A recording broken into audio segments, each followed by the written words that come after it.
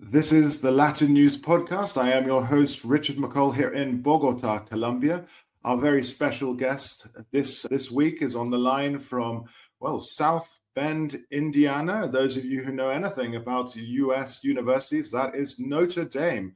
We are going to be talking to Scott Mainwaring, who is the Eugene P. and Helen Conley Professor of Political Science at Notre Dame. His research interests include political parties, democratic and authoritarian regimes, political institutions in Latin America, amongst other things. Scott, welcome on the LatinNews podcast. It's going to be a real pleasure to speak to you today about, let's say, this rise in the far right, this rise in what is happening in the Southern Cone right now. Wonderful. Happy to be with you this afternoon. It's an absolute pleasure. I think perhaps, obviously, we're going to talk about Brazil, we're going to talk about Argentina, but let's plunge straight into something that is so very topical and our listeners will know about, but not as much as you, Chile. Chile is obviously a cornerstone of this issue regarding, of course, you had President Allende, and then, of course, the Pinochet regime, and now we have Boric in power, and perhaps an election win for Jose Antonio Kast. Perhaps we could put some things into context and go back over the history. Of course. Well, it was the military dictator from 1973 until 1990. And then we had a period of about, roughly 15 years, 15 to 25 years of very, very successful democracy in Chile. Probably the highest rate of economic growth in Latin America during those 25 years, an extraordinary reduction in poverty, dramatic increase in the size of the middle class, and less known, but still very importantly, after about the first 15 years, although growth slowed down, there was some meaningful income redistribution. On top of this, and this is something that probably is less well known, but I think also very important, Chile had a very profound process of transitional justice. So that takes us roughly until 2015. Over time, despite many extraordinary successes, there were increasing signs of political disaffection in Chile. So, growing disattachment from political parties, and in survey data, across, decreasing trust in parties. And in 2019, there was the famous estallido social, right? These very violent protests in Santiago and other cities. And this led to two failed attempts at new constitutions. In 2021, again, despite the remarkable successes Chile had, the old party system essentially imploded with a new contender on the left, Gabriel Boric. And that is, he not only was he a new contender, his party was a new contender, and a new party that outflanked the two authoritarian successor parties on the right. So Renovación Nacional, one of the two parties that grew out of the Pinochet legacy, had elected Sebastián Piñera in 2010 and 2018.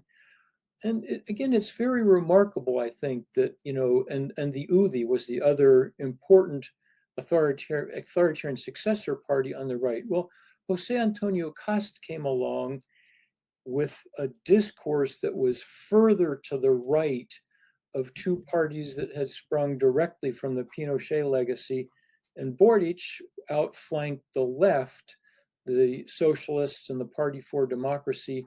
So these parties that had been pillars of, maybe the most successful democracy in the history of Latin America in terms of economic growth and poverty reduction, these parties essentially imploded. To say that they all imploded is an overstatement, but the Christian Democrats aren't going to be a serious contender again. The UDI and Renovación Nacional have a contender this year, Evelyn Matthei, who she's the front runner, so they are not dead parties. But it is remarkable that in such a successful democracy, the old parties really faded, and in 2021, the two contenders that reached the second round were both newcomers, including, Kast's party, which, as I said, outflanked the two right-wing parties further to the right. To be fair, I mean, I think we would locate Renovación Nacional as a center-right party, but the UDI was always located pretty squarely on the right proper. So for a new right-wing party to outflank the UDI is quite remarkable. And to what can we, attribute such moves, let's say Boric outflanking one and Kast outflanking the other? How can we say that this is taking place? I mean, Chile always seems to be so polarized. Anytime I visit, it really is. It's or one or the other. Well, that's an interesting observation. I mean, to me, Chile from, let's say, maybe the late 90s through 2010 was less polarized. The right moderated, it adapted to democracy. And of course, the left moderated much earlier than that. The left from 1970 to 73, many listeners will disagree with me on this, but I think it governed very badly and adopted some fairly irresponsible positions. And it became an anti-democratic left, very, very clearly. That's the case. Most of the left, including all of the Socialist Party in the 80s, moderated. Some of the Communist Party also moderated in the 80s. The Communists split in the 80s. But then in the 90s, pretty much the great majority of the left was moderate. And it was too moderate for some people. So you had these massive student protests, pretty much left-wing student protests in 2006 and 2011. These were the forerunners to the precursors to the estallido social in 2019. What happened? I mean, I think it's harder to say in Chile what happened, but Boric famously said during the estallido social and the 2021 electoral campaign, no son 30 pesos, son 30 años, as if, so it was a 30 peso increase in the metro fares that were the immediate trigger. And what he was saying was, these 30 years of democracy were bad. It's a perspective that I don't share at all. But that was his perspective and a perspective of the new left. And so they rejected the moderation of the old socialists and the Party for Democracy. On the right, I think there was also impatience with democratic Chile, partially on cultural issues. Chile remained culturally very conservative compared to many Latin American countries, but Jose Antonio Kast, the flag bearer of the new far right, is very, very conservative on cultural issues such as abortion. And so he was dismissive of the right's willingness to moderate on some issues as well. What we see in Chile is similar to what happened in almost all of Latin America in the last generation or two. That is to say that the old parties faded in most countries. In many countries, they essentially disappeared. The difference between Chile and most of the other countries where that happened is that objectively, Chile's record under democracy looks much, much, much better in terms of economic growth, social inclusion, public security, subjective indicators such as corruption, vastly better than all of the rest of Latin America except Costa Rica and Uruguay. It's a strange thing to be discussing this and let's say, a rise of the far right. In particular, as you say, the democracy in Chile was successful. I mean, we can look at it and say, look at Chile being the example that other Latin American countries they gaze at, salivating at the type of progress that has been made. And yet we have someone like Kast for the Partido Republicano, and he is engaging in some sort, if you'd say, of historical revisionism when it comes to the legacy of Pinochet, and this is being consumed by I would say a large portion of the public. It's dangerous, surely, to gloss human rights violations of a dictatorship, and dangerous to let's say paper over these maybe errors of the past. Of course it is. I completely agree. I mean, to put this in perspective, however, I mean, it's also true that the fact that Pinochet has many admirers is not a new phenomenon. In the 1988 plebiscite, which would have enabled Pinochet to remain in power for 8 more years, he won 43%. And the right was competitive in almost every single presidential election from 1990 on, or 1989 on in Chile. And of course, Sebastián Piñera won in 2010 and 2018. Now, Piñera himself was not a Pinochetista, but he was he voted no in the 1988 plebiscite. But that is to say that, always there was a lot of support for conservative positions in Chile. Now, I think Chile is a case where most of the right adapted to democracy. And so most of the right recognized, yes, there were a lot of human rights abuses under Pinochet. Pinochet, of course, also became notorious for corruption scandals, and that really disgraced his personal legacy.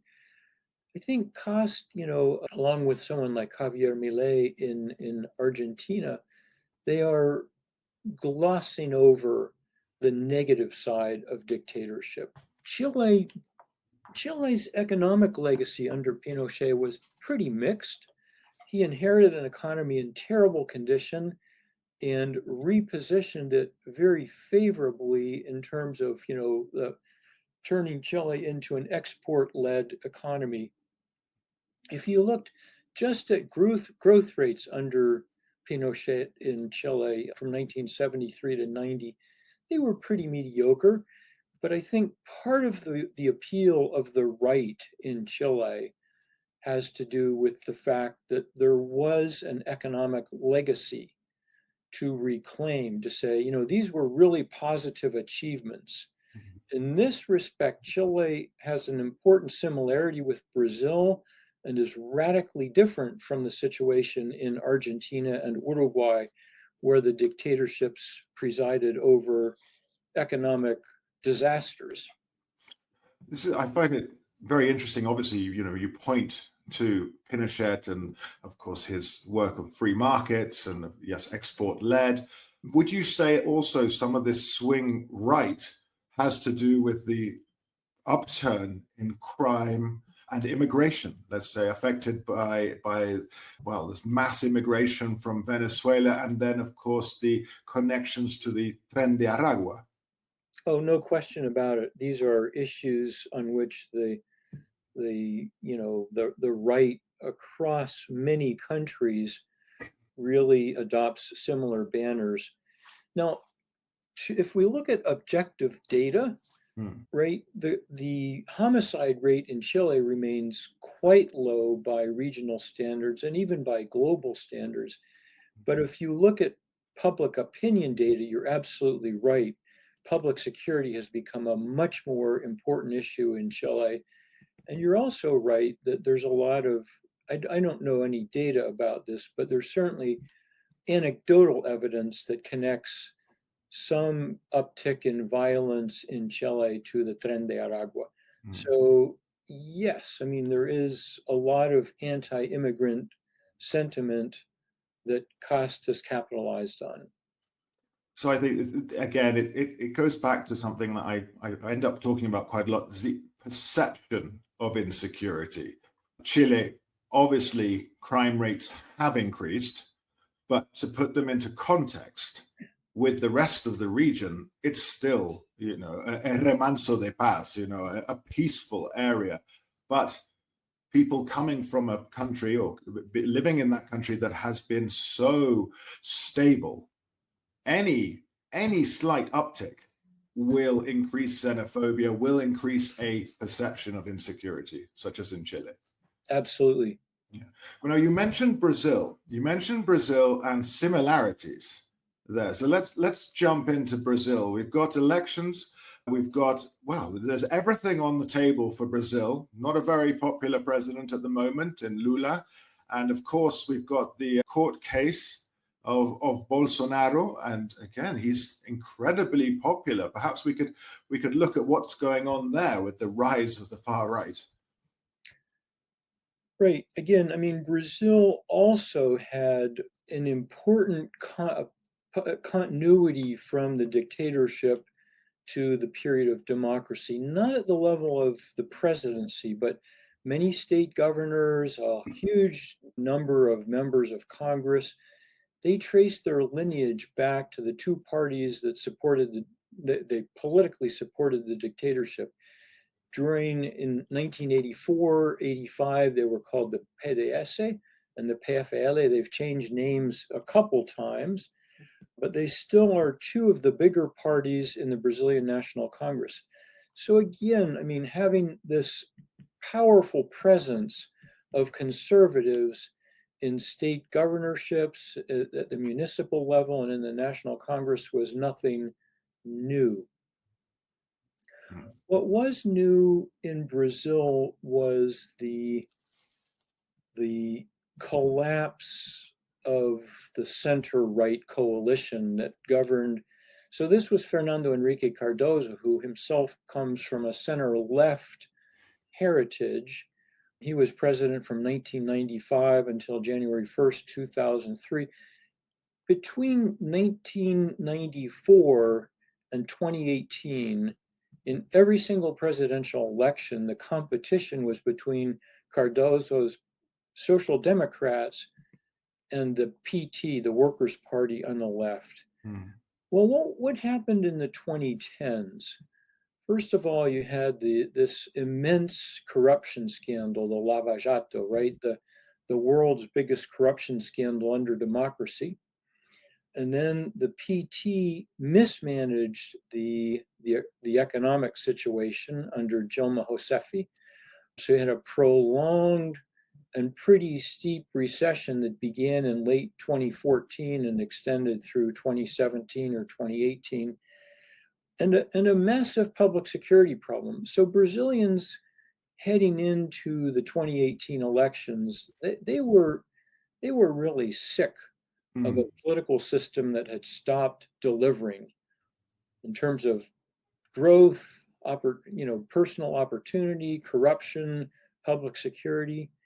When the center-right coalition impeached Dilma Rousseff in 2016, they hoped and expected that they would be able to quickly turn around the economic situation, but they didn't. And on top of that, the new president, Michel Temer, himself was implicated in corruption scandals. So first the left, the Workers' Party, and then the right, the center-right coalition became massively discredited. No one expected that this obscure member of Congress, Jair Bolsonaro, would be competitive in 2018. Even though early on, the early polls showed that he could be a potential contender. And of course, he ended up winning quite decisively in both the first and the second rounds. So he ran against the establishment, right? Especially against the Workers' Party, but even he ran as an outsider. He'd been in Congress for 27 years. And it seems weird that someone who'd been in Congress for 27 years could position himself as an outsider. But he truly was an outsider in important ways. He'd never been part of the governing establishment. He'd always been this kind of, he was known above all for his maverick positions, embracing the military dictatorship. So he said famously, for example, or infamously, the mistake that the dictatorship made was torturing and not killing. And he said at one point, this was while Cardozo was president, he said, if I'm ever elected president, the first thing I'll do is close Congress. He openly admired Fujimori in Peru and Pinochet. So it was a new political discourse in Brazil. There'd always been this concept, a direita envergonhada, right? The embarrassed right. It's right wing, but it doesn't openly assume a right wing discourse. Bolsonaro openly assumed a right wing discourse, and he tapped into something deep in Brazil, which was, it was a discourse that was openly misogynistic, openly racist, but with a very tough discourse on crime and punishment, and that was pivotal for his success. And pretty early on, he named Paulo. He said that Paulo Guedes would be his finance minister, and Guedes is a well-known economist with a PhD from the University of Chicago, well known as a market-oriented economist. And in the midst of an economic crisis, right, this naming an economist who's widely respected and well known, that too was a difference maker. So middle class and upper class Brazil voted massively for Bolsonaro in 2018. I think your description of him as being a maverick on the fringes, let's say, and being in Congress so long is far more polite than I may have said. I've read in many places that he was even seen as more out there than a maverick. It was always this sort of, outspoken figure. But let's call him a maverick, Jair Bolsonaro. Obviously, he's still incredibly popular. He's still incredibly popular. We know that he's very unwell right now. But let's talk about the attempted coup, because, of course, he would garner all the support, or most of the support of the military. Was it a coup? Was it going to happen? I mean, I guess it depends who's in power and who the judge is. Well, the information that I have is that the military was divided, and enough of the military was not willing to go along with this. I think it is reasonable. I think yes, it was a coup attempt. I don't have much information about Bolsonaro's own involvement in it, but at a minimum, he was supportive. I have not directly seen information. I don't know if there is direct information about this, that some of Biden's team let it be known to the Brazilian military that they adamantly opposed any attempt to overturn the election. I think that's certainly credible information. And one can ask, what would have happened if Trump, who admires Bolsonaro, what would have happened if he had been in power? I think it's eminently believable that Bolsonaro's coup attempt could have succeeded. I'm not saying it would have, but it would have certainly created more space for that kind of maneuver. So yes, I mean, Bolsonaro is, I haven't seen recent survey evidence about his own approval ratings. During his presidency, his approval ratings were not great. Toward the end of his term, they were, I'm just estimating based on recall here, but maybe 35%. So Lula ended his term in 2010 with about an 83% approval rating.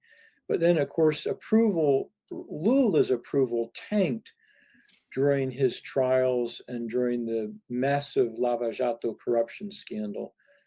Many Brazilians who admired him became very skeptical of him.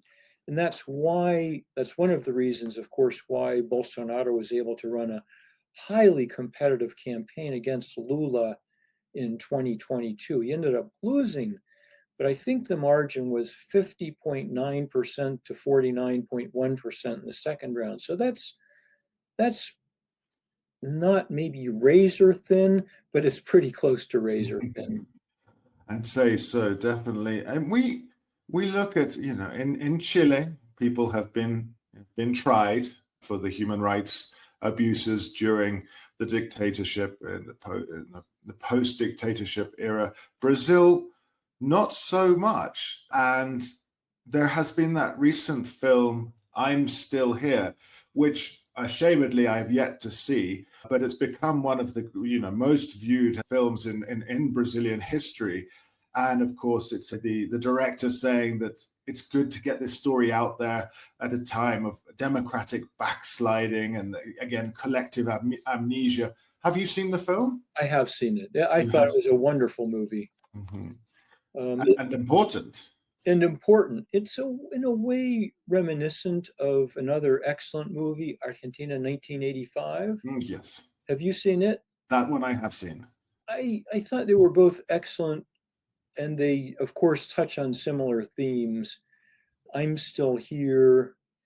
It's a narrower focus on one family as opposed to the broad purview that you get in Argentina 1985 about the massive human rights abuses that dictatorship committed.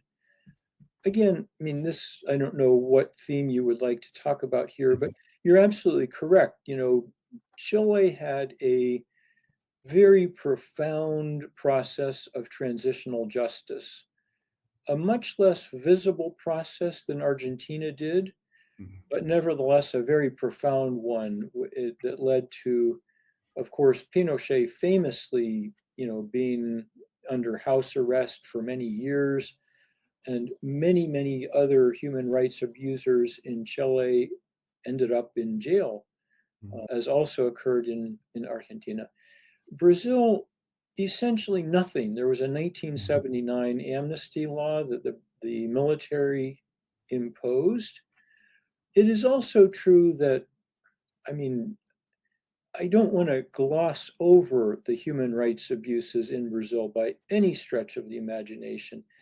But if you looked at it on a per capita basis, the atrocities were far fewer than they were in Chile and especially in Argentina and Uruguay. So, and probably it helped gloss over the abuses of the dictatorship that, as was the case in Chile, the Brazilian dictatorship could claim very significant economic achievements. Brazil had one of the highest rates of economic growth in the world from 1967 to 74, and then sustained robust growth until 1980. Brazil, at the end of the dictatorship in 1985, was a radically transformed, much more modernized country than it had been in 1964. So I think that that great economic success, it was uneven, to be sure. Income inequality increased substantially. It became one of the most unequal countries in the world.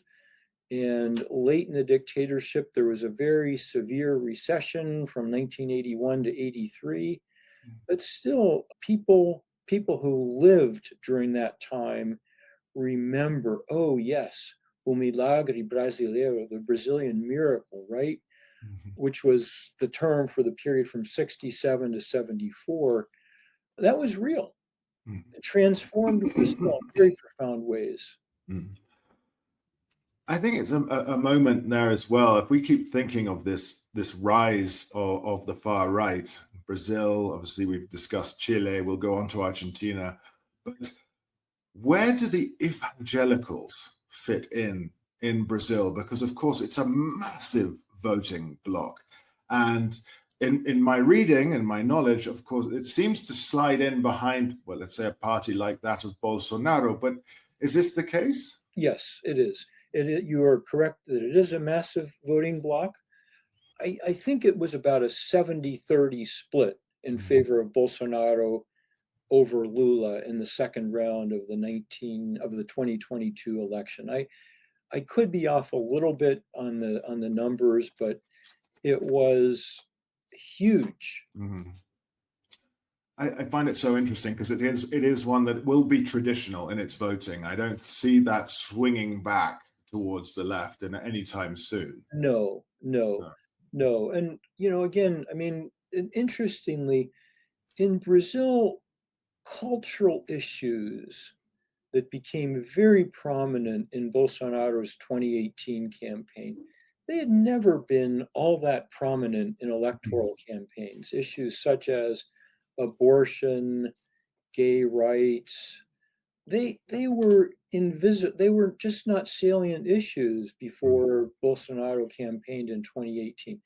They are now ingrained as one of the battlegrounds in Brazilian elections.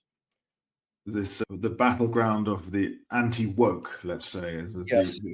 the phrase that I was hoping not to have to say, but but all the same, it seems to be everywhere. But let's move on to Argentina then, because I mean we're covering this part of the continent, the southern cone, and Argentina, I would say, stands out. You did mention, of course, the economic crises, because it's plural, under the right, under the dictatorships in Argentina, and now we've got President Javier Milei, who is, I would say, he's sort of downplaying the abuses and crimes committed by the military. Again, we seem to be in a period of, again, collective amnesia towards what has occurred in these countries. I recall, spending significant time in Argentina and seeing the Madres de la Plaza all the time and hearing the stories. But yes, this seems to be under Milei being pushed slightly to one side. Perhaps we could look at Argentina as a whole. Well, you're absolutely correct. I mean, Milei certainly has downplayed the atrocities committed by the dictatorship, and his vice president even more so. Yes. I think it's also, I mean, I don't want to suggest equivalence, but I think it's, again, my opinion on this will be very unpopular with some of your audience, but I think it's fair to say that, the left in Argentina from 1969 until 76 also committed a lot of atrocities. And part of the let's say the Kirchner approach to human rights abuses was, I think, correctly to call attention to the abuses committed by the military dictatorship and the abuses committed by the right during the Perón period, 1973 to 76. But they really glossed over the human rights abuses committed by the left. And so I think that approach was very unbalanced. I think it was very salutary to really decry the grotesque abuses that the dictatorship committed. But I think it was, to my mind, a mistake to gloss over the abuses committed by the left. So therein, the vice president, Victoria Villarruel, who, of course, was the daughter of a military officer during the dictatorship, and who has served as a lawyer advocating for soldiers convicted of human rights abuses and calling for compensation for victims of left-wing terrorism. So, as you are suggesting, she might be onto something. Well, she is in the limited sense that the left in Argentina committed abuses far beyond what it did anywhere else in the Southern Cone. Okay. Okay. Not to say that, I mean, the Uruguayan left did commit some abuses, but they were small in number compared to Argentina. And likewise, the left in Chile committed, some abuses, but on a much, much smaller scale than those committed by the left in Argentina. If we look at Argentina's the official number of murders by the dictatorship, we're looking at something like around 30,000. How many more or less would the left have been guilty of? That data is available, Hmm. and I don't remember it off the top of my head, but I think it's well into three figures for the period from 1969 to 76, maybe even more than that. And on top of that, you would have to add the extraordinary number of bombings and kidnappings. And so it was that was a period of a very, very violent left in Argentina. The actual numbers in Argentina, I mean, the extraordinary work by the Nunca Más Commission recorded, I think, 8,961. That's an underreporting. Human rights organizations, you're right, they've usually used the number 30,000.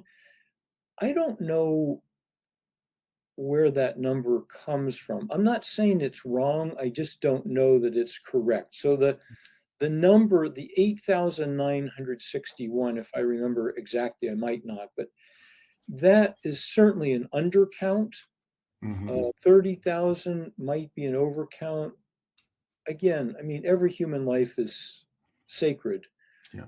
And those are, I mean, beyond the numbers of killed and tortured in Argentina, one would have to add just the misery, right? People lived in terror for many, many years under that dictatorship. Which And that's was not a trivial thing. It upended many, many, many times more lives than the 30,000. this again, as you say, sort of Milei changing the narrative. Vice President Villarruel, very again outspoken. How has the public responded to this? Because it's widely agreed that there were egregious cases of human rights abuses, and now we've got President Milei. So how are people, from the different political spectrums responding to this in Argentina? Yeah, that's a good question, and I cannot give you a good answer. I just don't know the data. What I can tell you is that for a very long time, and this continues to be the case, although with some drop in recent years, Argentines displayed one of the most democratic public opinions in all of Latin America. So if you asked, I mean, the simple and crude way of asking this is a classic public opinion survey question: is democracy always the best form of government? Argentines, along with Uruguayans and Costa Ricans, scored the very top. And which Argentines in particular were most likely to agree that democracy is always the best form of government? It was people who had been directly affected by the dictatorship. It was people who lived under the dictatorship. One of the things that's changed, of course, and that makes it more feasible for Milei to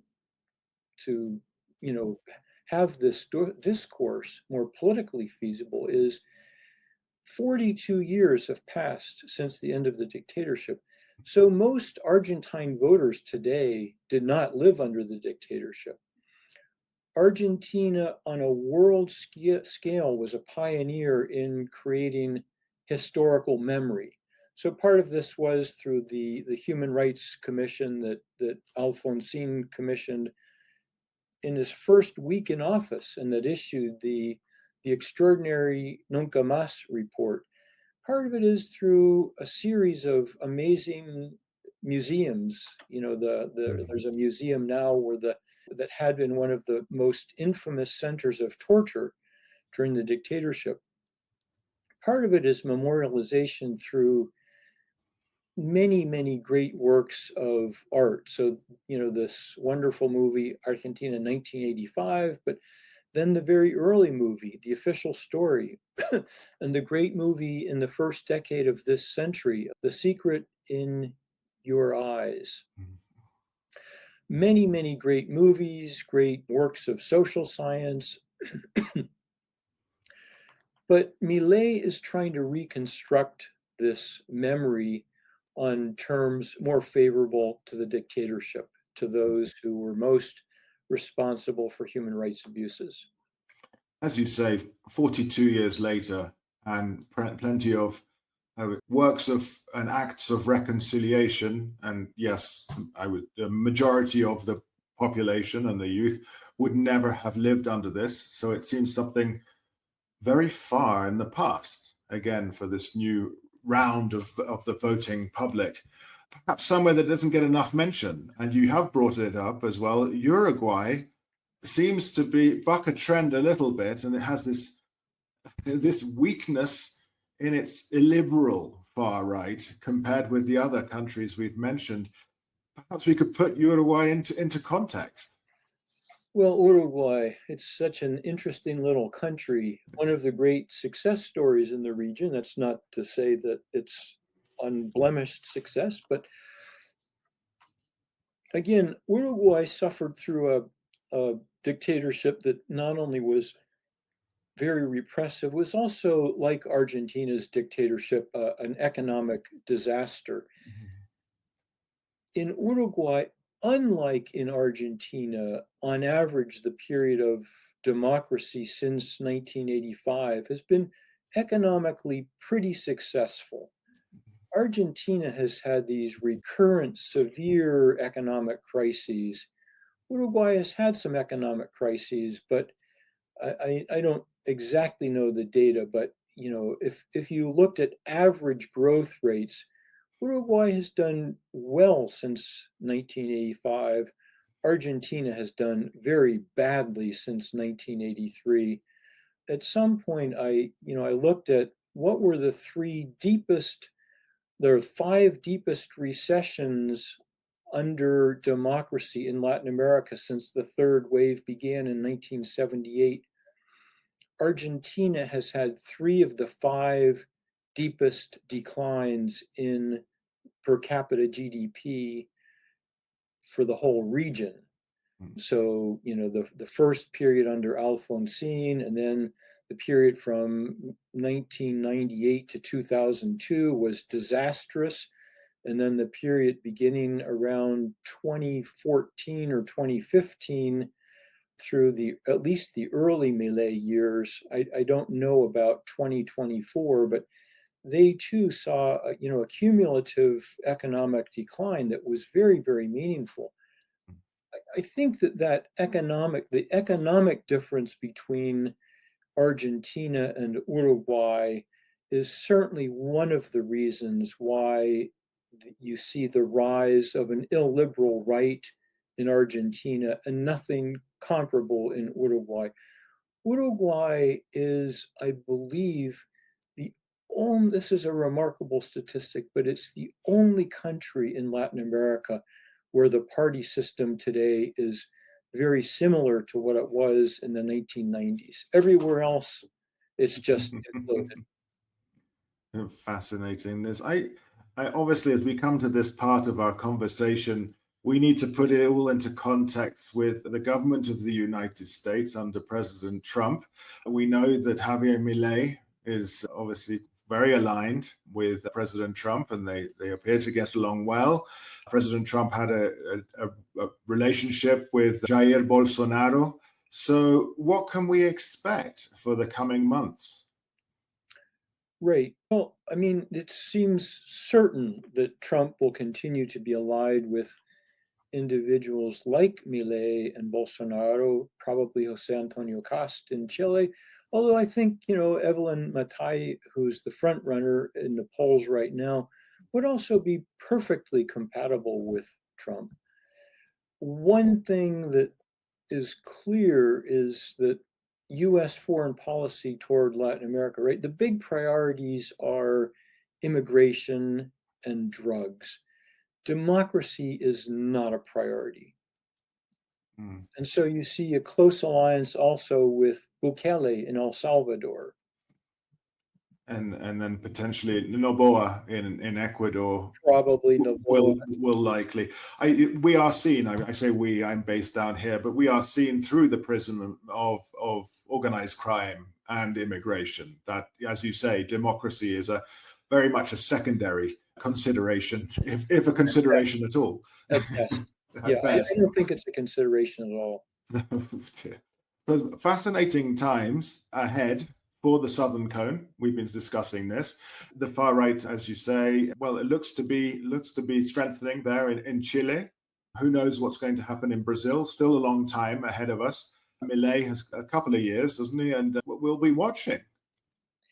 Yes, I mean, I think that in Brazil, Bolsonarismo is alive and well, but Bolsonaro is alive but not well Not and just. could be facing prison. So Mm, I think the most likely possibility, the most likely outcome in Brazil is not this intensely illiberal right, mm, but more, more of a traditional right, like the governor of Sao Paulo. I'm not saying he'll be the next president, but he is not as far on the illiberalism scale as Bolsonaro. And it looks like I mean, it's hard to know in Chile, but I think also, the more traditional right, which has mostly converted to democracy, is probably going to beat Jose Antonio Kast this year. mm. Again, that's speculation at this point, but I think that's if we had to bet today, that's how I would bet. So it could be that, at least in the short term, the tide has turned for the more traditional, more democratic or less anti democratic right than the extremely illiberal right. Well, we wait and see. I will obviously get in touch with you after the upcoming elections and I call you on it or congratulate you. Of course, thinking of May 2025 rather than the actual date of the elections. You know, speculation right now. But let me take this moment to say thank you so much for your time. And we've been talking to Scott Mainwaring, who is the Eugene P. and Helen Conley Professor of Political Science at the University of Notre Dame in Indiana, United States. It has been a fascinating conversation, obviously charting the rise of the far right in the Southern Cone and connecting the countries, Uruguay, Argentina, Brazil, and Chile, discussing each one in turn. So thank you so much for being on the LatinNews podcast. Thank you. My great pleasure.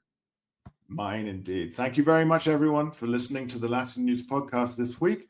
Remember, we're back in a fortnight's time and we'll be discussing religion in South America and in the Americas because, of course, we have a new pope. So we'll begin discussing Catholicism in a couple of weeks' time. A fascinating episode for you in the future.